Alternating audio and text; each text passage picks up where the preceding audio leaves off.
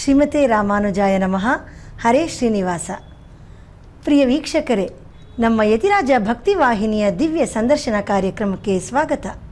ವೀಕ್ಷಕರೇ, ಇಂದು ನಮ್ಮೊಂದಿಗೆ ಶ್ರೀಮಠದ ಭಕ್ತರಾದ, ಉಪನ್ಯಾಸಕರಾದ ಹಾಗೂ ಸಂಗೀತ ವಿದುಷಿ ಶ್ರೀಮತಿ ಸೌಮ್ಯ ರಾಮಮೋಹನ್ ಅವರು ಆಗಮಿಸಿದ್ದಾರೆ.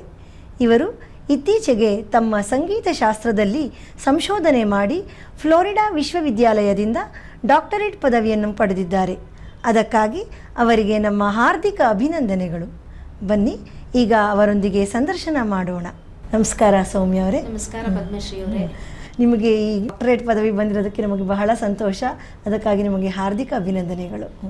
ಸ್ವಾಮಿಗಳಿಗೆ ಮೊದಲನೇ ನಮಸ್ಕಾರ. ಮೊದಲಿಗೆ ನಿಮಗೂ ನಮ್ಮ ಶ್ರೀಮಠಕ್ಕೂ ಹೇಗೆ ಒಡನಾಟ ಪ್ರಾರಂಭ ಆಗಿದ್ದು, ಅಥವಾ ನಮ್ಮ GS ಸ್ವಾಮಿಗಳನ್ನ ನೀವು ಹೇಗೆ ಮೊದಲು ಯಾವಾಗ ಭೇಟಿಯಾದ್ರಿ, ದಯವಿಟ್ಟು ನಮ್ಮ ವೀಕ್ಷಕರಿಗೆ ಸ್ವಲ್ಪ ತಿಳಿಸಿ. ಪರಮ ಪೂಜ್ಯ ಶ್ರೀ ಶ್ರೀ ಯದುಗಿರಿ ಯತಿರಾಜ ನಾರಾಯಣ ರಾಮಾನುಜಜೀಯರ್ ಚರಣಾರವಿಂದಗಳಿಗೆ ನಮಃ. ನಾನು ಒಂದೆರಡು ಇಂಜಿನಿಯರಿಂಗ್ ಕಾಲೇಜ್ಗಳಲ್ಲಿ ಗಣಿತದ ಪ್ರಾಧ್ಯಾಪಕಿಯಾಗಿ ಕೆಲಸ ಮಾಡ್ತಾಯಿದ್ದೆ. 2017ನೇ ಇಸ್ವಿ ಅನ್ನೋದು ನಂತರ ಎಷ್ಟೋ ಜನಕ್ಕೆ ಅದೊಂದು ತುಂಬ ಅನುಗ್ರಹ ಆದಂತಹ ವರ್ಷ ಅಂತ ನನ್ನ ಭಾವನೆ. ಭಗವದ್ ರಾಮಾನುಜರ 1000 ವರ್ಷದ ಆ ಒಂದು ಅಮೋಘವಾದಂತಹ ಉತ್ಸವ ಏನಿತ್ತು, ಅದರಲ್ಲಿ ನಾನು ಮೊದಲು ಸ್ವಾಮಿಗಳನ್ನು ನೋಡಿದ್ದು. ಅಂಥ ಆಕರ್ಷಣೆ ಯಾರಿಗೂ ಇಲ್ಲ ಅನ್ನೋದು ನನ್ನ ಅಭಿಪ್ರಾಯ. ಆಮೇಲೆ ನಮ್ಮ ಶ್ರೀಮಠದ ಭಕ್ತರೊಬ್ಬರು ಸ್ವಾಮಿಗಳ ಹತ್ರ ಕರ್ಕೊಂಡು ಬಂದು ಪರಿಚಯ ಮಾಡಿಸಿ, ಅವರ ಅನುಗ್ರಹದಿಂದ ಒಂದು ಚಿಕ್ಕದಾಗಿ ರಾಮಾನುಜ ನುಡಿ ನಮ್ಮ ಪತ್ರಿಕೆ ಏನಿದೆ ಅದರಲ್ಲಿ ಒಂದು ಚಿಕ್ಕದಾಗಿ ಬರೆಯೋಕ್ಕೆ ಶುರು ಮಾಡಿದೆ. ಅಲ್ಲಿಂದ ಮತ್ತೆ ನಾನು ಇದಕ್ಕೆ ಮುಂಚೆ 2016ರಲ್ಲಿ MA ಸಂಗೀತ ಮುಗಿಸಿದ್ದೆ, ಕರ್ನಾಟಕ ಶಾಸ್ತ್ರೀಯ ಸಂಗೀತ. ಅದು ಯಾವಾಗಲೂ ಕುತೂಹಲ ಇತ್ತು, ಅದರಲ್ಲಿ ಅಧ್ಯಯನ ಮಾಡಬೇಕು ಏನಾದರೂ ಅಂಥೇಳಿ. ಆವಾಗ 2018ರಲ್ಲಿ ಫ್ಲಾರಿಡಾದಲ್ಲಿ ಇದು ಯೂನಿವರ್ಸಿಟಿ ಇದೆ, Srividya international university for Vedic science ಅಂತ ಇಂಡಿಯನ್ ಸೆಂಟರು ಇದೆ. ಅಲ್ಲಿ ನಾನು ನೋಂದಣಿ ಮಾಡಿಕೊಂಡೆ. ಸಬ್ಜೆಕ್ಟ್ ಬಂದು ಸಂಗೀತಶಾಸ್ತ್ರ ಗ್ರಂಥಾನುಸಂಧಾನ ಅಂತ ಹೇಳಿ. ಆಮೇಲೆ ಹೀಗೆ ಸ್ವಾಮಿಗಳ ಹತ್ರ ಬರ್ತಾ ಬರ್ತಾ ಇನ್ನೂ ಅದರಲ್ಲಿ ಹೆಚ್ಚಿನ ಉತ್ಸುಕತೆ ಬಂತು ನನಗೆ, ಅಧ್ಯಯನ ಮಾಡಬೇಕು ಅನ್ನೋದು. ಸಂಗೀತ ಅಂದರೆ ಹೌದು. ಹಾಗಾಗಿ ಅದನ್ನೆಲ್ಲ ಇನ್ನೂ ಮುಂದುವರಿಸ್ತಾ ಹೀಗೇ ಸ್ವಾಮಿಗಳ ಅನುಗ್ರಹದಿಂದ. ಆಮೇಲೆ ಹೋದ ವರ್ಷ ಸ್ವಾಮಿಗಳು ನಾವು ನಮ್ಮ ಆಳ್ವಾರು ಏನು ಪಾಶುರಗಳಿದೆ ಅದನ್ನೆಲ್ಲ ಸಂಗೀತಮಯವಾಗಿ ಹಾಡಬೇಕು ಅಂತಲೇ ಅವ್ರು ಮಾಡಿರೋದು. ಆಗಿನ ಕಾಲದಲ್ಲಿ ಇದ್ದಂತಹ ರಾಗಗಳು ಈಗ ಅದಕ್ಕೆ ನಾವು ಬೇರೆ ಅಳವಡಿಸಿದ್ದೀವಿ, ಸಮಾನಾಂತರ ರಾಗಗಳು ಅಂತ ಏನು ಕರಿತೀವಿ. ಅದನ್ನು ಭಗವದ್ಧ್ಯಾನ ಸಂಗೀತೋಪನ್ಯಾಸ ಅಂತ ಹೇಳಿ ಒಂದು ಕಾರ್ಯಕ್ರಮ ಶುರು ಮಾಡಿಕೊಟ್ರು ಸ್ವಾಮಿಗಳು. ಅದರಲ್ಲಿ ಉಪನ್ಯಾಸನೂ ಇರಬೇಕು, ಸಂಗೀತನೂ ಇರಬೇಕು ಅಂತ ಹೇಳಿ. ಹಾಗಾಗಿ ಇದು ಮುಂದುವರ್ಕೊಂಡು ಹೋಗಿದೆ. ಅದಲ್ಲದೆ ನಮ್ಮ ಕಾರಂಜಿ ರಾಮಾಂಜನೇಯನ ದೇವಸ್ಥಾನದ ಅನುಗ್ರಹನೂ ಏನೋ ಇಷ್ಟರ ಮಟ್ಟಿಗೆ ಕರ್ಕೊಂಡು ಬಂದಿದೆ ಅಂತ ನನ್ನ ಭಾವನೆ. ತುಂಬ ಸಂತೋಷ. ನಿಮ್ಮ ಉಪನ್ಯಾಸಗಳು ನಮ್ಮ ಮಠದ ಫೇಸ್ಬುಕ್ ಧನ್ಯವಾದಗಳು. ಎಲ್ಲ ಸ್ವಾಮಿಗಳ ಕೃಪೆ. ಹೌದು, ತುಂಬ ಚೆನ್ನಾಗಿ ಬರ್ತಾ ಇದೆ. ಎಲ್ಲ ಆಳ್ವಾರರ ಬಗ್ಗೆ, ಆಚಾರ್ಯರ ಬಗ್ಗೆ ನೀವು ಕಥೆ ರೂಪದಲ್ಲಿ ಜೊತೆಗೆ ಸಂಗೀತ ಅಳವಡಿಸಿ ಬಹಳ ಚೆನ್ನಾಗಿ ನಡೆಸ್ಕೊಡ್ತಾ ಇದ್ದೀವಿ. ಏನು ಅಂತ ಹೇಳಿದ್ರೆ, ಆಳ್ವಾರುಗಳು ಭಕ್ತಿ ಭಾವದಲ್ಲಿ ಅದನ್ನು ಹರಿಸಿದ್ರು ಪಾಶುರಗಳನ್ನು. ಆದರೆ ಈಗಿನ ಕಾಲಕ್ಕೆ ನಾವು ಅದು ಹರಿಕತೆ ರೂಪದಲ್ಲಿ ತೊಗೊಂಡು ಹೋದರೆ ನಮಗೆ ಸಾಕಷ್ಟು ಸಮಯನೂ ಇಲ್ಲ ಕೇಳೋರಿಗೆ. ಯಾಕೆಂದರೆ ಲೌಕಿಕದಲ್ಲಿ ಸಾಕಷ್ಟು ಎಂಗೇಜ್ಮೆಂಟ್ಗಳಿರೋದ್ರಿಂದ ಚೊಕ್ಕದಾಗಿ ನಾವು ಅದನ್ನು ಸ್ವಲ್ಪ ಸಂಗೀತಕ್ಕೆ ಅಳವಡಿಸಿ ಹೇಳಿದಾಗ ಇನ್ನೂ ಮನಮುಟ್ಟುವ ಹಾಗಾಗತ್ತೆ ಅನ್ನೋದು ಸ್ವಾಮಿಗಳ ಒಂದು ಅವರ ಅನುಗ್ರಹ. ಹೌದು, ಪ್ರೇರಣೆ, ಅವರ ಕಾನ್ಸೆಪ್ಟ್, ಮಾರ್ಗದರ್ಶನ ಅವ್ರದ್ದೇ. ಯಾವಾಗಲೂ ಅವ್ರಿಗೆ ಸಂಗೀತದ ಬಗ್ಗೆ ವಿಶೇಷವಾದ ಒಲವು ಇರೋದ್ರಿಂದ ನಿಜ ಆ ನಿಟ್ಟಿನಲ್ಲಿ ಅವ್ರು ತುಂಬಾನೇ ಎಲ್ಲರಿಗೂ ಪ್ರೋತ್ಸಾಹ ಕೊಡ್ತಾನೆ ಇದ್ದಾರೆ. ಹೌದು. ಮುಂದಿನ ಪ್ರಶ್ನೆಯಲ್ಲಿ ನೀವು ಕೇಳಿದಾಗ ಅದನ್ನು ಹೇಳ್ತೀವಿ, ಸ್ವಾಮಿಗಳು ಹೆಂಗೆ ಸಂಗೀತಕ್ಕೆ ಇದು ಮಾಡ್ತಿದ್ದಾರೆ. ನೀವು ಯಾವ ವಿಷಯವಾಗಿ ಈಗ ಸಂಶೋಧನೆ ಮಾಡಿರೋದು, ನಿಮ್ಮ ಯಾವ ವಿಷಯಕ್ಕೆ ನಿಮಗೆ ಈ ಡಾಕ್ಟರೇಟ್ ಪದವಿ ಪಡೆದಿದ್ದೀರಾ, ಅದ್ರ ಬಗ್ಗೆ ನಮಗೆ ತಿಳಿಸ್ಕೊಡಿ. ಇದು ನಂಗೆ ಯಾವಾಗಲೂ ಒಂದು ಕುತೂಹಲ ಇರ್ತಾ ಇತ್ತು. ಈ ವಿಭಜನೆ ಅಂತ ಏನಾಗಿದೆ ನಮ್ಮ ಭಾರತೀಯ ಸಂಗೀತದಲ್ಲಿ, ಉತ್ತರಾದಿ ಸಂಗೀತ, ದಕ್ಷಿಣಾದಿ ಸಂಗೀತ. ಆ ಉತ್ತರಾದಿ ಸಂಗೀತದಲ್ಲಿ ತುಂಬಾ ಬೇರೆ ಬೇರೆ ಪರ್ಷಿಯನ್ ರಾಗಗಳ ಇನ್ಫ್ಲೂಯೆನ್ಸ್ ತುಂಬ ಇದೆ. ಆದರೆ ದಕ್ಷಿಣಾದಿ ಸಂಗೀತದಲ್ಲಿ ನಾವು ಇನ್ನೂ ಆ ಒಂದು ಶಾಸ್ತ್ರೀಯತೆಯನ್ನು ಉಳಿಸ್ಕೊಂಡಿದ್ದೀವಿ. ಅಷ್ಟೆಲ್ಲ ಯುದ್ಧ ಆಗಿ ಅಷ್ಟೆಲ್ಲ ನಮಗೆ ದಾಳಿ ಆಕ್ರಮಣ ನಡೆದರೂ ಸಹ ಅದು ಹೆಂಗೆ ಅಂತ ನಾನು ಯೋಚನೆ ಮಾಡಿದಾಗ, ಈ PhD ಥೀಸಿಸ್ ಬರೆಯೋದಕ್ಕಿಂತ ಮುಂಚೆನೇ ಇದೇ ಒಂದು ಸಬ್ಜೆಕ್ಟಲ್ಲೇ ಮಾಡಬೇಕು ಅಂತ ನಂಗೆ ಅನಿಸಿತ್ತು. ಹಾಗಾಗಿ ಮುಂದಿನ ಪ್ರಶ್ನೆ ಅದೇ ಆಗಿತ್ತು, ಯಾಕೆ ನೀವು ಇದೇ ವಿಷಯ ಆಯ್ಕೆ ಮಾಡ್ಕೊಂಡ್ರಿ, ಏನು ಅದಕ್ಕೆ ನನಗೆ ಕಾರಣ ಅಂತ ನೋಡಿದಾಗ ರಾಜರುಗಳು ಅಂತ ಕಾಣಿಸ್ತು. ಅವ್ರು ಅಷ್ಟೆಲ್ಲ ಯುದ್ಧಗಳಿಗೆ ಹೋಗ್ತಾ ಇದ್ರೂ ಸಹ ಹೆಂಗೆ ಸಂಗೀತಕ್ಕೆ ಆಗಲಿ ಅಥವಾ ಇನ್ ಜನರಲ್ ಕಲೆಗೆ ಆಗಲಿ ಅವರು ಎಷ್ಟು ಒಂದು ಪ್ರೋತ್ಸಾಹನ ಕೊಟ್ಟರು ಅಂತ ನಾವು ನೋಡಿದಾಗ, ಇಡೀ ದಕ್ಷಿಣ ಭಾರತ ಅಂದರೆ ಆಗಿನ ಕಾಲಕ್ಕೆ ಅದು ದಕ್ಷಿಣ ಭಾರತ, ಇವಾಗ ನಾವು ಬೇರೆ ಬೇರೆ ಭಾಷಾ ಅದನ್ನು ಡೆಕ್ಕನ್ ಪ್ಲ್ಯಾಟ್ಯೂ ಅಂತ ಏನು ಕರೀತಾ ಇದ್ರು ಇತಿಹಾಸಕಾರರು, ಅಲ್ಲಿ ಜಾಸ್ತಿ ಅದಕ್ಕೆ ಪ್ರಶಂಸೆ ನೀಡಿರೋರು ನಮ್ಮ ವಿಜಯನಗರದ ಅರಸರೇನೆ. 14ನೇ ಶತಮಾನದಿಂದ ಅವ್ರನ್ನ ನಾವು ನೋಡಿದ್ರೆ ಇಡೀ ದಕ್ಷಿಣ ಭಾರತದಲ್ಲಿ ಅವ್ರದ್ದೇ ಆಳ್ವಿಕೆ ಇತ್ತು. ಆವಾಗ ಅಷ್ಟೆಲ್ಲ ಯುದ್ಧಗಳ ಮಧ್ಯೆ ಅವರು ಈ ಕರ್ನಾಟಕ ಶಾಸ್ತ್ರೀಯಕ್ಕೆ ಸಂಬಂಧಪಟ್ಟಂತಹ ಗ್ರಂಥಗಳನ್ನು ಬೇರೆ ಬೇರೆ ವಿದ್ವಾಂಸರ ಕೈಲಿ ರಚನೆ ಮಾಡಿದ್ದಾರೆ. ಕೆಲವೊಂದನ್ನಂತೂ ಅವರೇ ರಚನೆ ಮಾಡಿದ್ದಾರೆ ರಾಜರುಗಳು. ವೆಂಕಟಮಕ್ಕಿಗಳು ಅದೇ ವಿಜಯ ಹೌದು ಹೌದು ಸಂಸ್ಥಾನ ಅಂದರೆ ಈ ತಾಳಿಕೋಟ ಯುದ್ಧದ ನಂತರ ಅದು ವಿಜಯನಗರ ಸಂಸ್ಥಾನ ಇರಲಿಲ್ಲ ಅಂತ ಹೇಳಕ್ಕೆ ಬರಲ್ಲ. ಅವ್ರ ಕಾಲದಲ್ಲೇ ನಾಯಕರು ಅಂತ ಏನಿದ್ರು ಅವರನ್ನು ತಂಜಾವೂರಿಗೆ ಕಳಿಸಿದ್ರು.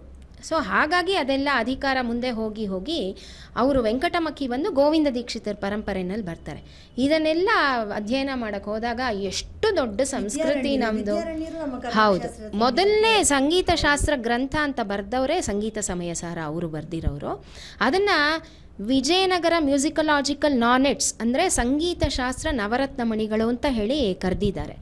ಅದರಲ್ಲಿ ಭಂಡಾರು ವಿಠಲೇಶ್ವರ, ಭಂಡಾರು ಲಕ್ಷ್ಮೀನಾರಾಯಣ ಅವರು ಶ್ರೀವೈಷ್ಣವ ಸಂಪ್ರದಾಯದವರು ಸಹ. ಏಕೆಂದರೆ ವಿಜಯನಗರ ಸಂಸ್ಥಾನದಲ್ಲಿ ಅವರು ಎಲ್ಲ ಮತಗಳಿಗೂ ಪ್ರೋತ್ಸಾಹ ಕೊಡ್ತಾ ಇದ್ರು. ಹಾಗಾಗಿ ಆ ಗ್ರಂಥಗಳನ್ನೆಲ್ಲ ಮಾಡಿದಾಗ ಅದು ಹೌದು ಹೌದು ಆ ಸಂಗೀತ ಶಾಸ್ತ್ರ ನವಮಣಿಗಳು. ಅಲ್ಲಿಂದ ಮುಂದಕ್ಕೆ ಇದು ಮೊದಲು ತೊಗೊಂಡಾಗ ನಾನೇನು ಅಂದ್ಕೊಂಡೆ, ಈ ತುಂಗಭದ್ರಾ ನದಿ ಹೆಂಗೆ ಹರಿಯತ್ತೋ ಆ ಒಂದು ನಿಟ್ಟಿನಲ್ಲಿ ಹೋಗೋಣ ಅಂತ ನೋಡಿದಾಗ, ಆಮೇಲೆ ಅಲ್ಲಿ ತೆಲುಗು ಪ್ರಾಂತ್ಯ ಬರುತ್ತೆ, ಅಲ್ಲೊಂದಷ್ಟು ಗ್ರಂಥಗಳು ಸಿಗುತ್ತೆ. ಆಮೇಲೆ ತಮಿಳ್ನಾಡಿಗೆ ಬಂದಾಗ ಅದು ಎರಡು ಭಾಗವಾಗಿ ತೊಗೊಂಡಿದ್ದೀನಿ. ಒಂದು ನಾಯಕರ ಆಳ್ವಿಕೆ, ಇನ್ನೊಂದು ಮರಾಠರ ಆಳ್ವಿಕೆ.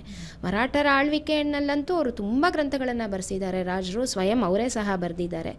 ಆಮೇಲೆ ಮಲಯಾಳ ಪ್ರಾಂತ್ಯ, ಮಲಯಾಳ ಭಾಷೆ ಮಾತಾಡೋರ ಪ್ರಾಂತ್ಯ ಏನಿದೆ ಅಲ್ಲೂ ಸಹ ವಿಜಯನಗರ ಅರಸರು ಆಳ್ವಿಕೆ ನಡೆಸಿದ್ರು ಅನ್ನೋದು ನಮಗೆ ತಿಳಿಬರುತ್ತೆ. ತಂಜಾವೂರು ರಾಜವಂಶಸ್ಥರದ್ದು ಹೌದು ಹೌದು ಹೌದು.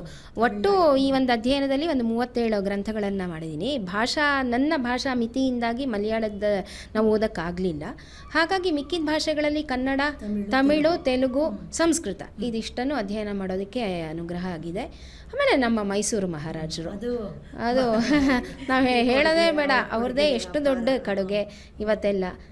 ಆ್ಯಂಡ್ ಅದನ್ನು ನೋಡಿದಾಗ ನನಗೆ ಇವಾಗ ಏನು ಅನಿಸುತ್ತೆ, ಮೈ ರೋಮಾಂಚನ ಆಗತ್ತೆ ಅಂತ ಹೇಳಿದ್ರೆ, ಈಗಿನ ಕಾಲಕ್ಕೆ ಈ ಥರ ಒಂದು ರಾಜಮನೆತನಗಳು ಇಲ್ಲದೆ ಹೋದರೂ ಸಹ ನಮ್ಮ ಪರಮ ಪೂಜ್ಯ ಶ್ರೀಗಳು ಸಂಗೀತಕ್ಕೆ ಎಷ್ಟು ಪ್ರೋತ್ಸಾಹ ಕೊಡ್ತಾ ಇದ್ದಾರೆ. ಪ್ರತಿ ಶುಕ್ರವಾರದ ಕಾರ್ಯಕ್ರಮ ಆಗಲಿ. ಹಾಗಾಗಿ ನನಗನ್ಸೋದು ಈಗಿನ ಕಾಲಕ್ಕೆ ಕಲಾವಿದರಿಗೆ, ಸಂಗೀತ ಕಲಾವಿದರಿಗೆ ಎಸ್ಪೆಷಲಿ ನಮ್ಮ ಮಠನೇ ಅದು ರಾಯಲ್ ಸೀಟ್ ಆಫ್ ಮ್ಯೂಸಿಕ್ ಅಂತ ಕರೆಯೋದ್ರಲ್ಲಿ ಯಾವುದೇ ಅನುಮಾನ ಬೇಡ ಅನ್ಸುತ್ತೆ. ಹೌದು ಸ್ವಾಮಿಗಳೇ, ಬರೀ ಏಕಾಂತ ಸೇವೆ ಅಲ್ಲ, ನಮ್ಮ ಮಠದಲ್ಲಿ ವರ್ಷ ಪೂರ್ತಿ ನಡೆಯುತ್ತೆ. ಧನುರ್ಮಾಸ ಉತ್ಸವ, ಕೃಷ್ಣ ಜಯಂತಿ, ನರಸಿಂಹ ಜಯಂತಿಲಿ, ವೈಕುಂಠ ಏಕಾದಶಿ, ಸ್ವಾತಿ ನಕ್ಷತ್ರದಲ್ಲಿ ಪ್ರತಿ ಸ್ವಾತಿ ನಕ್ಷತ್ರಕ್ಕೆ ಸಂಗೀತ ನಡೀತಾ ಇತ್ತು. ನಿಜ. ಆಮೇಲೆ ಇದು ವೈಕುಂಠ ಏಕಾದಶಿ ಅಲ್ಲದೆ ಮಾರ್ಗಳಿ ಸಂಗೀತೋತ್ಸವ ನಡೆಯುತ್ತೆ, ರಾಮನವಮಿಲಿ ಸಂಗೀತ ನಡೆಯುತ್ತೆ. ಪ್ರತಿ ಹಬ್ಬಕ್ಕೂ ಸಂಗೀತ. ಹೌದು, ಅದೇ royal seat of music, royal Math of music ಅಂತ ನಾವು ನಮ್ಮ ಮಠಕ್ಕೆ, ಹೌದು, ಸಂಗೀತಕ್ಕೆ ಪೂರ್ತಿ ಆಧಾರ ತಾಯಿ ತರ ನಮ್ಮ ಸ್ವಾಮಿಗಳು. ಅದೊಂದೇ ಅಲ್ಲ, ಅದು ಅಫಿಷಿಯಲ್ ಪ್ರೋಗ್ರಾಮ್ಸ್ ಆದರೆ ಅನ್ಅಫಿಷಿಯಲ್ಲು ಬರೋ ಕಲಾವಿದ್ರು ಏನಿದ್ದಾರೆ ಅಲ್ಲೇ ಅವರ ಸಮ್ಮುಖದಲ್ಲೇ ಸಂಗೀತ ಸಮರ್ಪಣೆ ಮಾಡೋದು ಏನಿದೆ. ಹಾಗಾಗಿ ಈ ಒಂದು ಅಧ್ಯಯನ ಮಾಡಿದಕ್ಕೂ ನನಗೆ ಇವಾಗ ತುಂಬ ತೃಪ್ತಿ ಇದೆ. ಹೌದು ಹೌದು, ರಾಜಪೋಷಣೆ ಅನ್ನೋದು ಅಷ್ಟರ ಮಟ್ಟಿಗೆ ಸಿಗ್ತಾ ಇದೆ. ಇದು ಮುಗಿಯೋ ಹೊತ್ತಿಗೆ ಏನಾಯಿತು, ಒಂದು ನಮ್ಮ ಗೌರ್ಮೆಂಟ್ ಆಫ್ ಇಂಡಿಯಾ ಈಗೀಗಂತೂ ತುಂಬ ಫೆಲೋಶಿಪ್ಪು, ಸ್ಕಾಲರ್ಶಿಪ್ಸ್ ಕೊಡ್ತಾ ಇದೆ. ಅದರಲ್ಲಿ CCRT ಅಂತ ಒಂದು ಮಿನಿಸ್ಟ್ರಿ ಆಫ್ ಕಲ್ಚರಿಂದ ಏನಿದೆ ಅವರು ಕರೆದಿದ್ರು ಫೆಲೋಶಿಪ್ಗೆ. ಅದಕ್ಕೆ ಅಪ್ಲೈ ಮಾಡಿದಾಗ ಮ್ಯೂಸಿಕಲ್ ಟ್ರಾವೆಲಾಗ್ ಇನ್ ಅರಯ್ಯರ್ ಸೇವೆ ಅಂತ ಹೇಳಿ ಒಂದು ವಿಷಯದಲ್ಲಿ ಹಾಕಿದೆ. ಅದು ಇವಾಗ ಫೆಲೋಶಿಪ್ ಸಿಕ್ಕಿದೆ. ಒಂದು ಕಾಲು ವರ್ಷದಿಂದ ಅದನ್ನು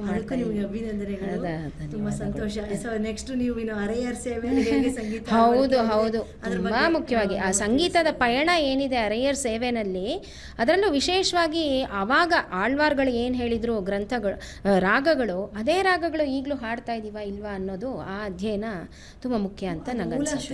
ಶ್ರೀರಂಗಂನಲ್ಲ, ಹೌದು, ಶ್ರೀರಂಗಮಲ್ಲೇ ಶುರುವಾಗಿದ್ದು. ನಮ್ಮ ಮಠದಲ್ಲೂ, ನಮ್ಮ ಯತಿರಾಜ ಮಠದ ಹಿರಿಯರ ಪೂರ್ವಿಕರು ಆಚಾರ್ಯರುಗಳು ಇಲ್ಲಿ ಮಾಡಿ ನಮ್ಮ ನಮ್ಮ ಜಿಯರ್ ಸ್ವಾಮಿಗಳು ಹಿಂದಿನ ಪೀಠಾಧಿಪತಿಗಳು ಅಲ್ಲಿ ಹೋಗಿ ಕಲ್ತ್ಕೊಂಡು ಬಂದು ವೀಣೆನ ನಿಂತ್ಕೊಂಡು ನುಡಿಸ್ತಾ ಇದ್ರು ಅಂತ ಹೇಳಿ. ಹೌದು ಹೌದು, ಮಠದ ಪೂರ್ವಾಚಾರ್ಯರು ಇಲ್ಲಿ ನಮ್ಮ ತಿರುನಾರಾಯಣಪುರದಲ್ಲೂ ಸಹ ಅದು ಕಂಟಿನ್ಯೂ ಆಗಿದೆ. ಅಂದ್ರೆ ಸ್ವಾಮಿಗಳು ಹೇಳೋ ಹಂಗೆ ಎಲ್ಲರೂ ಎಲ್ಲ ಮುಖೇನ ಭಗವಂತನ ಸೇರಕ್ಕಾಗದೇ ಇದ್ರು ಸುಲಭವಾದ ಮಾಧ್ಯಮ ಸಂಗೀತ ಅನ್ನೋದು ಸ್ವಾಮಿಗಳು ಹೇಳ್ತಾ ಇರ್ತಾರೆ. ರಾಮಾನುಜಾಚಾರ್ಯರೇ ಆ ಕಾಲದಲ್ಲಿ ಸಂಗೀತ ಪ್ರೋತ್ಸಾಹ ಕೊಟ್ಟರು. ನಿಜ, ಹೌದು. ಅವರು ಇದು ಅಭಿವೃದ್ಧಿಗೆ, ಆಮೇಲೆ ಆಯಾ ಒಂದು ಕಲೆಗೆ ಯಾರಿದ್ದಾರೆ ಅವ್ರಿಗೆ ಅಭಿನಯ ಸಂಗೀತ ಎಲ್ಲದಕ್ಕೂ ಆ ಕಾಲದ ಅದನ್ನೇ ನಮ್ಮ ಮುಂದುವರಿಸ್ಕೊಂಡು ಬರ್ತಾರೆ. ಚಾಚೂತ ಅದೇ ಒಂದು ಸಿಂಗಲ್ ವರ್ಡ್ ಅಲ್ಲಿ ಹೇಳೋದಕ್ಕಾಗದೆ ಹೋದ್ರು ತಿಳಿದ ಮಾತಲ್ಲಿ ಹೇಳಬೇಕು ಅಂದ್ರೆ ರಾಯಲ್ ಮಟ್ ಆಫ್ ಮ್ಯೂಸಿಕ್ ಅನ್ನೋದು ನಮ್ಮ ಸ್ವಾಮಿಗಳಿಗೆ ಅಂತ. ನಿಮ್ಮ ಥೀಸಿಸ್ ಹೆಸರು ಏನಂತ? ಸಂಗೀತ ಶಾಸ್ತ್ರ ಗ್ರಂಥಾನುಸಂಧಾನ ಅಂತ. ಆದರೆ ಇದರಲ್ಲಿ ಪ್ಯಾರಲಲ್ ಸ್ಟಡಿ ಮಾಡಿದ್ದೀನಿ. ರಾಜರು ಹೆಂಗೆ ಪೋಷಣೆ ಮಾಡಿದ್ರು ಆ ಗ್ರಂಥಗಳಲ್ಲಿ ಏನು ಬಂದಿದೆ ಅಂತ. ಗ್ರಂಥಗಳನ್ನು ಇನ್ ಡೀಟೈಲಾಗಿ ಮಾಡೋಕ್ಕಾಗೋದಿಲ್ಲ, ಯಾಕೆಂದರೆ ಸ್ವಲ್ಪ ಜಾಸ್ತಿ ಗ್ರಂಥಗಳಿರೋದ್ರಿಂದ. ಹಾಗಾಗಿ ಆ ಗ್ರಂಥಗಳಲ್ಲಿ ಏನು ಹೇಳಿದ್ದಾರೆ ಅಂದರೆ ಇವಾಗ 3 ಆಯಾಮ ನಾವು ತಗೊಂಡ್ರೆ ಒಂದು ರಾಗ, ಇನ್ನೊಂದು ತಾಳ, ವಾದ್ಯ, ಇದು 3ಕಷ್ಟೇ ಸೀಮಿತವಾಗಿ ಇಟ್ಕೊಂಡಿದ್ದೀನಿ. ಸಂಕ್ಷಿಪ್ತವಾಗಿ ಪ್ರತಿ ಒಂದು ವಿಚಾರದಲ್ಲೂ ಹೌದು ಹೌದು. ಇವಾಗ ವಿಜಯನಗರ ಸಂಗೀತ ಶಾಸ್ತ್ರ ನವಮಣಿಗಳು ಅಂತ ಏನು ಕರೆದಿದ್ದಾರೆ ನಮ್ಮ ಹಿಂದಿನ ಸಂಗೀತಗಾರರು, ಅದರಲ್ಲಿ ಒಂದೊಂದು ಗ್ರಂಥದಲ್ಲೂ. ಆಮೇಲೆ ಇದರಲ್ಲಿ ಮುಖ್ಯವಾಗಿ ಏನು ಅಂತ ಹೇಳಿದ್ರೆ ಡಿಸ್ಟಾರ್ಷನ್ ಆಫ್ ಹಿಸ್ಟ್ರಿ ತುಂಬ ಆಗಿದೆ ನಮ್ಮಲ್ಲಿ. ಹಾಗಾಗಿ ಅದನ್ನೆಲ್ಲ ಸರಿ ಜೋಡಿಸ್ಬೇಕಾದಾಗ ಸ್ವಲ್ಪ ಕಷ್ಟ ಆಗ್ತಾ ಇದೆ. ಹಾಗಾಗಿನೇ ಈ ಸಂದರ್ಭದಲ್ಲಿ ನಾನೊಂದು ಹೇಳೋಕ್ಕೆ ಇಷ್ಟಪಡ್ತೀನಿ, ನಾವು ಸಂಗೀತಗಾರರು, ಕಲಾವಿದರು, ಅವರು ಇವರು ಅಂತಲೇ ಅಲ್ಲ. ನಮ್ಮ ಮಾನ್ಯ ಪ್ರಧಾನಮಂತ್ರಿಗಳು ಈಗ ಜ್ಞಾನ ಭಾರತ ಮಿಷನ್ ಅಂತ ಒಂದು ಹೇಳಿದ್ದಾರೆ. ನಮ್ಮ ಮನೆಗಳಲ್ಲಿ, ಮಠಗಳಲ್ಲಿ ಎಲ್ಲೇ ಆಗಲಿ ಏನೇನು ತಾಳೆಗರಿ ಪತ್ರಗಳು ಅಥವಾ ಮ್ಯಾನುಸ್ಕ್ರಿಪ್ಟ್ಸ್ ಇದೆ ಅದನ್ನು ನಾವು ಸ್ಕ್ಯಾನ್ ಮಾಡಿ ನಮ್ಮ ಆ್ಯಪ್, ಗೌರ್ಮೆಂಟ್ ಆ್ಯಪ್ ಏನಿದೆ ಅದರಲ್ಲಿ ಹಾಕಿದ್ರೆ ಮುಂದಕ್ಕೆ ಈ ಥರ ಅಧ್ಯಯನ ಮಾಡೋರಿಗೆ ತುಂಬ ಅನುಕೂಲ ಆಗತ್ತೆ ಅನ್ನೋದು ಈ ವಾಹಿನಿ ಮೂಲಕ ಒಂದು ಸಂದೇಶ. ನಮ್ಮ ವಾಹಿನಿಯಲ್ಲಿ ವೀಕ್ಷಿಸೋ ಎಲ್ಲ ವೀಕ್ಷಕರಿಗೂ ಇದು ಜ್ಞಾನ ಭಾರತಂ ಅಂತ ಒಂದು ಆ್ಯಪ್ ಇದೆ. ಅದನ್ನು ನೀವು ಮೊಬೈಲಲ್ಲಿ ಡೌನ್ಲೋಡ್ ಮಾಡಿಕೊಂಡು ನಿಮ್ಮ ಹತ್ರ ಇರೋದನ್ನು ಬರೀ ಫೋಟೋ ತೆಗೆದು ಕಳಿಸಿದ್ರೆ ಸಾಕು. ಮೂಲ ಪ್ರತಿ ಏನು ಬೇಕಾಗಿಲ್ಲ, ನೀವೇ ಇಟ್ಕೊಳ್ಳಿ. ಆ ಕಾಪಿ ಕೊಟ್ಟರೆ ಅವರು ಒಂದು ದೊಡ್ಡ ರೆಪರ್ಟುವಾರ್ ಮಾಡ್ತಾ ಇದ್ದಾರೆ, ಅದರಲ್ಲಿ ಅದಿರತ್ತೆ. ಈಗ ಉದಾಹರಣೆಗೆ ಮೊನ್ನೆ ಯಾರೋ ನಂಗೆ ಹೇಳ್ತಾ ಇದ್ರು, ಸುಂದರಕಾಂಡದಲ್ಲಿ ಬರುವಂತಹ ಗಿಡ ಮರಗಳ ಬಗ್ಗೆ ಸಂಶೋಧನೆ ಅಂತ. ಅದು ಎಷ್ಟಿದೆ, ಆ ಗಿಡಗಳು ಇವತ್ತು ಇದೆಯಾ ಇಲ್ವಾ, ಅದರ ಅಥವಾ ಆ ಗಿಡಗಳಲ್ಲಿರುವಂತಹ ಔಷಧೀಯ ಗುಣಗಳು ಎಷ್ಟು ಮುಂದಿನ ಪೀಳಿಗೆಗಿದೆ. ಹಾಗಾಗಿ ನಮ್ಮ ಭಾರತೀಯ ಸಂಸ್ಕೃತಿಯಲ್ಲಿ ಇದೆಲ್ಲ ಬೇಕಾದಷ್ಟು ಅಡಕ ಆಗಿರೋದ್ರಿಂದ ನಾವು ಸಂಶೋಧನೆ ಮಾಡಿದಾಗ ಇದೆಲ್ಲ ತುಂಬ ಅನುಕೂಲ ಆಗುತ್ತೆ. ಇದಕ್ಕೆ ಯಾರು ಮಾರ್ಗದರ್ಶನ ನೀಡಿದವರು?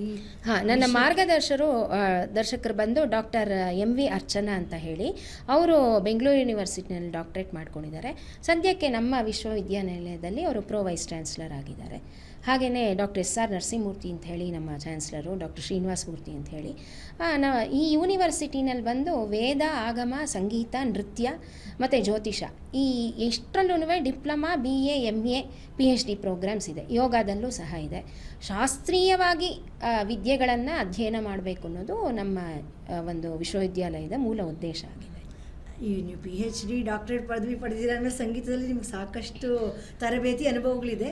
ನಿಮ್ಮ ಗುರುಗಳು ಯಾರು ಅಥವಾ ಹೇಗೆ ನೀವು ಸಂಗೀತ ಕಲ್ತಿದ್ದು? ಅಮ್ಮ ನನಗೆ 3 ವರ್ಷ ಇದ್ದಾಗಲೇ ಸಂಗೀತಕ್ಕೆ ಕಳಿಸಿದ್ರು ಮನೆ ಹತ್ರ. ಆವಾಗೆಲ್ಲ ಇಷ್ಟೊಂದು ವೇದಿಕೆಗಳೆಲ್ಲ ಏನೂ ಇರಲಿಲ್ಲ, ತುಂಬ ದೊಡ್ಡ ದೊಡ್ಡ ವಿದ್ವಾಂಸರೆಲ್ಲ ಯಾರೂ ಇರಲಿಲ್ಲ. ಹಾಗಾಗಿ ಮನೆ ಹತ್ರ ಸಂಗೀತ ಕಲಿಸಲೇಬೇಕು ಅಂತ 3 ವರ್ಷಕ್ಕೆ ಸಂಗೀತಕ್ಕೆ ಸೇರಿಸಿದ್ರು. ಆಮೇಲೆ ಹೀಗೆ ಮುಂದುವರಿಸ್ಕೊಂಡು ಮೊದಲು ನಾನು ಸಂಗೀತ ಕಲ್ತಿದ್ದು ಲಲಿತ ವಿದ್ಯಾಮಂದಿರ ಅಂತ ಹೇಳಿ ತ್ಯಾಗರಾಜ ನಗರದಲ್ಲಿ. ಆಮೇಲೆ ವತ್ಸಲ ಶ್ರೀನಿವಾಸ ಅನ್ನೋರು, ಅವರು ತಿಟ್ಟೆ ಕೃಷ್ಣಯ್ಯಂಗಾರ್ ಅವರ ಸ್ಟೂಡೆಂಟ್ ಆಗಿದ್ದರು, ಮೈಸೂರು ಪರಂಪರೆ. ಅದಾದಮೇಲೆ ಮದುವೆ ಆದಮೇಲೆ ಯಜಮಾನರು ಸಂಗೀತ ಕಲಿಯೋದಕ್ಕೆ ಪ್ರೋತ್ಸಾಹ ಕೊಟ್ಟರು. ಅವರು ಕಮಲಾನಂಜುಂಡ ಸ್ವಾಮಿ ಅಂತ ಹೇಳಿ, ಆ ಕಮಲಾನಂಜುಂಡ ಸ್ವಾಮಿಯವರು ಈ ಲಲಿತಾ ವಿದ್ಯಾಮಂದಿರಕ್ಕೆ ಒಂದೇ ಗುರುಗಳು, ಚಿ ವಿಶ್ವೇಶ್ವರಯ್ಯ ಅಂತ ಹೇಳಿ. ಹಾಗಾಗಿ ನನಗೆ ಅಲ್ಲೇನೂ ವ್ಯತ್ಯಾಸಗಳಾಗಲಿಲ್ಲ. ಆಮೇಲೆ ಬೆಂಗಳೂರು ಯೂನಿವರ್ಸಿಟಿನಲ್ಲಿ MA ಸಂಗೀತದಲ್ಲಿ ಇದು ಮಾಡೋಕ್ಕಾಯಿತು. ಆದರೆ ಈ ಅಧ್ಯಯನ ಮಾತ್ರ ನಾ ಏನು ಹೇಳೋಕ್ಕೆ ಇಷ್ಟಪಡ್ತೀನಿ ಅಂದರೆ, ಅಧ್ಯಯನ ಅಂತ ನಾವು ಏನು ಮುಗಿಸ್ತೀವಿ ಅದು ಮುಗಿಯೋದಲ್ಲ, ಅದೇ ಪ್ರಾರಂಭ ಅನ್ನೋದು ನನ್ನ ಅನಿಸಿಕೆ. ನಾವು ಎಷ್ಟು ಆಳವಾಗಿ ತಿಳ್ಕೊಳಕ್ಕೆ ಹೋದಷ್ಟು ನಮಗೆ ಜ್ಞಾನ ಎಷ್ಟು ನಮಗಿನ್ನೂ ಇಷ್ಟು ವರ್ಷದಲ್ಲಿ ನಾವು ಮುಗಿಸ್ಬಿಡ್ಬೇಕಲ್ಲ ಅಂತ ಅಂದ್ಕೊಂಡು ಮಾಡಿರ್ತೀವಿ, ಆದರೆ ನಿಜವಾದ ಕೆಲಸ ಅವಾಗ ಪ್ರಾರಂಭ ಆಗತ್ತೆ ಅನ್ನೋದು ನನ್ನ ಅನಿಸಿಕೆ. ನಮಗೆ ಯಾವುದೇ ವಿದ್ಯೆ ಆದರೂ ಅಷ್ಟೇ ಸಾಗರ, ಅದ್ರಲ್ಲಿ ನಾವು ತಿಳ್ಕೊಳಕ್ಕೆ ಹೋದ ಒಂದು ಹನಿ ಗೊತ್ತಾಗುತ್ತೆ ಎಷ್ಟು ಆಳ ವಿಶಾಲತೆ ಇದೆ. ತುಂಬ ಲೆವೆಲಲ್ಲಿ ಇದ್ದೀವಿ, ಮಟ್ಟದಲ್ಲಿ ಇದ್ದೀವಿ ಅನ್ನೋದು ನಮ್ಗೆ ಈ ಉದಾಹರಣೆಗೆ ಆಮೇಲೆ ಇನ್ನೊಂದು ಈ ಒಂದು ಅಂದರೆ ಇವಾಗ ಸಂಗೀತದಲ್ಲಿ 2 ಭಾಗ, ಲಕ್ಷ್ಯ ಲಕ್ಷಣ ಅಂಥೇಳಿ. ಲಕ್ಷ್ಯದಲ್ಲಿ ತುಂಬ ಜನ ಮಾಡ್ತಾರೆ, ತುಂಬ ಒಳ್ಳೆಯದು ಇಲ್ಲ ಅಂಥೇಳಿ, ಯಾಕೆಂದರೆ ನಾವು ಇದನ್ನು ಪರ್ಫಾರ್ಮಿಂಗ್ ಆರ್ಟ್ಸ್ ಅಂತ ಕರಿತೀವಿ. ಆದರೆ ಲಕ್ಷಣದಲ್ಲೂ ಸ್ವಲ್ಪ ತಿಳ್ಕೋಬೇಕು ಅನ್ನೋದು ನನ್ನ ಅಭಿಪ್ರಾಯ. ಯಾಕೆಂದರೆ ಈ ಕೋವಿಡ್ ಸಮಯದಲ್ಲಿ ಹೀಗೇ ಆನ್ಲೈನಲ್ಲಿ ಬೇಕಾದಷ್ಟು ಚರ್ಚೆಗಳಾಗುವಾಗ ಒಬ್ಬರು ಅದರಲ್ಲಿ ಟೈಪ್ ಮಾಡಿದರು ಗರಗರ ಪ್ರಿಯ ಅಂತ ಹೇಳಿ ರಾಗದ ಹೆಸರು.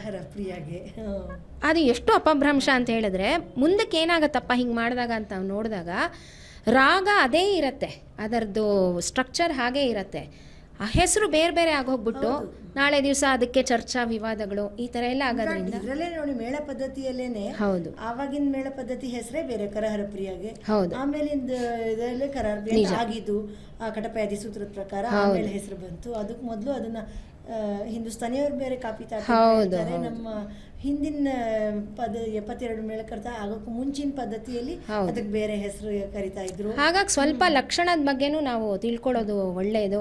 ಆಮೇಲೆ ಅವಕಾಶ ಇರೋರು ಲಕ್ಷಣದಲ್ಲೂ ಸ್ವಲ್ಪ ಅಧ್ಯಯನ ಮಾಡಿದ್ರೆ ನಮಗೆಲ್ಲ ಮುಂದಕ್ಕೆ ಹೋಗ್ತಾ ಹೋಗ್ತಾ ಸಹಾಯ ಆಗತ್ತೆ ಅನ್ನೋದು ನನ್ನ ಅಭಿಪ್ರಾಯ ಆಗಿದೆ. ಹೌದು, ಯಾವುದೇ ವಿದ್ಯೆ ಆಗಲಿ ನಾವು ಬರೀ ಪ್ರದರ್ಶನಕ್ಕೆ ಅಂತ ಮಾಡೋಕೆ ಹೋದಾಗ ಅದ್ರ ವಿಚಾರವಾಗಿ ನಾವು ಆಳವಾಗೂ ತಿಳ್ಕೊಂಡಿರ್ಬೇಕಲ್ವಾ. ಆಮೇಲೆ ಭಾಷಾ ಪ್ರಯೋಗದಲ್ಲಾಗಲಿ ನಾವು ಎಲ್ಲರೂ ಎಲ್ಲ ಭಾಷೆ ಮಾತಾಡೋಕ್ಕಾಗೋದಿಲ್ಲ, ಆದರೆ ಸ್ವಲ್ಪ ಅದರ ಅರ್ಥ ಬೇರೆ ಭಾಷೆಯಲ್ಲಿ ನಮ್ಮದಲ್ಲದೆ ಇರೋ ಭಾಷೆಯಲ್ಲಿ ಇದ್ದಾಗ ಅದರ ಅರ್ಥನ ನಾವು ನಮ್ಮ ಭಾಷೆಯಲ್ಲಿ ತಿಳ್ಕೊಂಡ್ಬಿಟ್ರೆ ಹಾಡವಾಗ್ಲೂ ಅಪಭ್ರಂಶ ಆಗೋದಿಲ್ಲ. ಸಂಸ್ಕೃತ ತಮಿಳು ಕೃತಿಗಳಿಗೆ ಹೌದು ಗೊತ್ತಿದ್ದು ಹಾಡಿದ್ರೆ ಅದರ ಅನುಭವನೇ ಬೇರೆ. ಹೌದು, ಇದೆಲ್ಲ ಲಕ್ಷಣದ ಭಾಗದಲ್ಲಿ ತುಂಬ ಮುಖ್ಯ. ಆಗಿನ ಕಾಲಕ್ಕೆ ತುಂಬ ತುಂಬ ಲಕ್ಷಣ ಗ್ರಂಥಗಳು ಈ ರೀತಿ ಬಂದಿವೆ, ಅಧ್ಯಯನಗಳು ಬೇಕಾದಷ್ಟು ಆಗಿದೆ. ಸುಮ್ಮನೆ ಒಂದು ಅದು ಪುಸ್ತಕ ತೊಗೊಂಡು ಸುಮ್ಮನೆ ಓದಿದ್ರೆ ತುಂಬ ಈಗಿನ ಸಂಗೀತ ವಿದ್ಯಾರ್ಥಿಗಳಿಗೆ ತುಂಬ ಅನುಕೂಲ ಆಗುತ್ತೆ. ಆಮೇಲೆ ಪ್ರದರ್ಶನ ಕಲೆ ಅಂದ ತಕ್ಷಣ ನಾವು ಬರೀ ಪ್ರದರ್ಶನಕ್ಕೆ ಈಗ ಇವತ್ತೊಂದು ಕಚೇರಿ ಇದೆ ಅದಕ್ಕೆ ಮಾತ್ರ ನಾನು ಇಷ್ಟು ಸಂಗೀತ ಕಲಿತೀನಿ ಅನ್ನೋದು ಈಗಿನ ಒಂದು ಬೆಳವಣಿಗೆ ಆಗಿದೆ. ಅದು ಮಾಡಬಾರ್ದು. ಅದು ನಾವು ಆಮೂಲಾಗ್ರವಾಗಿ. ಪುಸ್ತಕ ಎಲ್ಲಿ ಸಿಗುತ್ತೆ? ಇದು ನಂದು ಥೀಸಿಸು, ಇನ್ನೂ ಪಬ್ಲಿಷ್ ಮಾಡಿಲ್ಲ.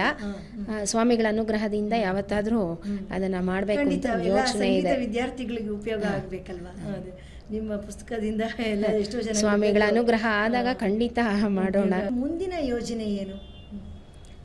ಮುಂದಿನ ಯೋಜನೆ ಅಂತ ಹೇಳಿದ್ರೆ ನಮ್ಮ ಭಾರತ ಸರ್ಕಾರ ಇಂಡಿಯನ್ ನಾಲೆಡ್ಜ್ ಸಿಸ್ಟಮ್ ಅಂತ ಒಂದು ತಂದಿದ್ದಾರೆ. ಅದರ ಮೂಲ ಉದ್ದೇಶ ಬಂದು ನಮ್ಮಲ್ಲಿ ಸಾಕಷ್ಟು ಜನ ತುಂಬ ವಿದ್ಯಾವಂತರಿದ್ದಾರೆ, ತುಂಬ ಒಳ್ಳೆಯ ಬುದ್ಧಿಗಳು, ಅದರಲ್ಲೂ ಈಗಿನ ಮಕ್ಕಳಂತೂ ಭಾಳ ಬುದ್ಧಿವಂತರಿದ್ದಾರೆ, ಎಲ್ಲರೂ ವಿದೇಶಗಳಿಗೆ ಹಾರ ಹೊಟ್ಟೋಗ್ತಾ ಇದ್ದಾರೆ. ಹಾಗಾಗಿ ಅವ್ರನ್ನೆಲ್ಲ ನಮ್ಮ ದೇಶದಲ್ಲಿ ಉಳಿಸ್ಕೋಬೇಕು, ಇನ್ನಷ್ಟು ಅಧ್ಯಯನ ನಡಿಬೇಕು ಅನ್ನೋ ಉದ್ದೇಶದಿಂದ IKS ಇಂಡಿಯನ್ ನಾಲೆಡ್ಜ್ ಸಿಸ್ಟಮ್ ಅಂತ ತಂದಿದ್ದಾರೆ. ಅದರಲ್ಲಿ ಬೇರೆ ಬೇರೆ ಪ್ರೋಗ್ರಾಮ್ಸ್ ಇದೆ. ಇಂಡಿಪೆಂಡೆಂಟ್ ರಿಸರ್ಚರಾಗಿ ಕೆಲಸ ಮಾಡ್ಬೋದು, ಅಥವಾ ಒಂದು ಸಂಸ್ಥೆಯಲ್ಲಿ ರಿಸರ್ಚ್ ಆಗಿ ನಮ್ಮ ಸಂಸ್ಥೆನೇ ಅದಕ್ಕೆ ಅಪ್ಲೈ ಮಾಡಿ ಅಲ್ಲಿಂದ ರಿಸರ್ಚ್ ಮಾಡುವಂಥದ್ದು.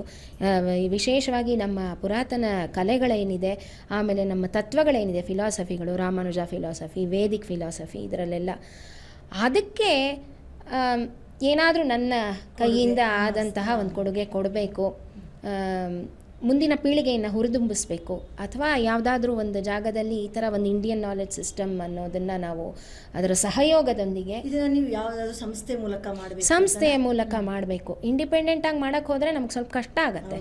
ಸಂಸ್ಥೆಗಳ ಮೂಲಕ ಮಾಡಿದಾಗ ಅದು ಸ್ವಲ್ಪ ಸುಲಭ ಆಗುತ್ತೆ. ನೀವು ಯಾವ ರೀತಿ ಸಂಗೀತ ಕ್ಷೇತ್ರದಲ್ಲಿ ಎದುರು ಕಾರ್ಯನಿರ್ವಹಿಸ್ತಾ ಇದ್ದೀರಾ?